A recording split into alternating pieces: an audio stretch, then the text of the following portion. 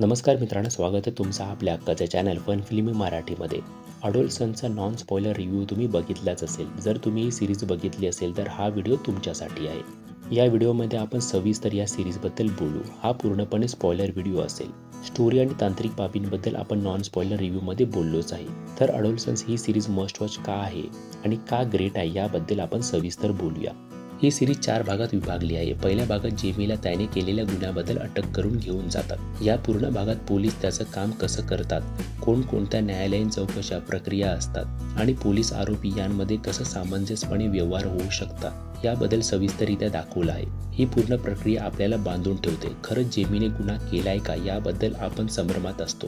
वकील येतात, जेमीच्या टेस्ट होतात, मग इंटरोगेशन होतं आणि तो पूर्ण सीन आहे ज्यात पोलीस, वकील, जेमी आणि जेमीचे बाबा असतात। तो काय सीन आहे। एक एक पुरावे उलगडत जातात आणि शेवटी CCTV समोर येतो तेव्हा आपल्याला सुद्धा धक्का बसतो। तेव्हा जी जेमीच्या बाबांची रिॲक्शन असते ती ॲक्टिंग केली आहे ती कमाल आहे।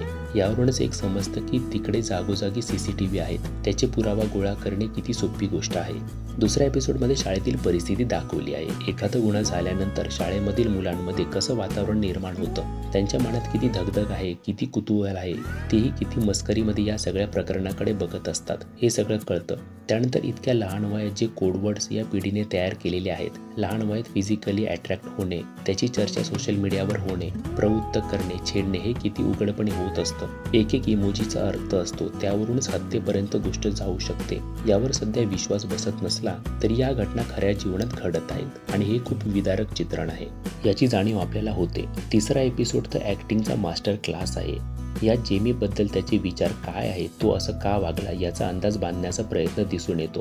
ते जे संभाषण आहे ना जेमी आणि सायकोलॉजिस्ट यामधील, ते आपल्याला घाबरवून सोडतं। ज्याप्रमाणे एक एक पैलू उलगडत जातात, जेमीचा राग, जेमीच्या मनात काय चाललंय हे दाखवलं आहे ते कमाल आहे। ती जी अभिनयाची जुगलबंदी आहे ती जबरदस्त आहे। इतक्या कमी वयाचा मुलगा काय टक्कर देतो। तिसरा एपिसोड हा वेब सिरीज इतिहासात पुढे लक्षात राहील। हा एपिसोड मानसिकदृष्ट्या खूप काही सांगून जातो। आणि आता चौथा एपिसोड जो की मिलर परिवाराबद्दल दर्शवतो।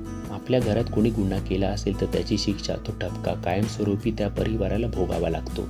लोक खिल्ली उडवतात, त्याचा सामना करावा लागतो, उदरनिर्वाहावर परिणाम होतो, राग संताप येत राहतो। रोज एक एक दिवस व्यतीत करणं ही रोजची कसोटी बनून जातं। आणि या एपिसोडमध्ये सगळ्यात महत्त्वाचं दाखवलं आहे ते म्हणजे संस्काराबद्दल भाष्य केलं आहे। ते पालक आपण वाईट आहोत का, मुलांकडे लक्ष दिलं नाही म्हणून ते स्वतःला दोषी समजत असतात, पण त्यांची चूक तशी नसतेच। आजच्या काळात मुलगा बंद दाराआड कसा बनत चालला आहे याचा अंदाज कोणीही बांधू शकत नाही। त्यात त्यांना दुसरी मोठी मुलगी आहे, दोघांवरही तेच संस्कार झाले, ती चांगली निघाली याचा अर्थ असा नाही की संस्कारावर दोष देण्यात यावा। तर या एपिसोडमध्ये पालकत्व याबद्दल सुद्धा भाष्य केलं आहे। तर ही सिरीज खूप सारे पैलू आपल्यासमोर मांडते, म्हणूनच नजीकच्या काळातील ही एक महत्त्वाची वेब सिरीज आली आहे असं आपण बोलू शकतो। तर ही होती अडोलसन्स याबद्दलची स्पॉइलर चर्चा। तर या भागात इतकंच, भेटू पुढच्या भागात। तोपर्यंत चॅनलवरच्या अन्य व्हिडिओज नक्की बघा। चॅनलला सबस्क्राईब केलं नसेल तर सबस्क्राईब जरूर करा। थँक्यू।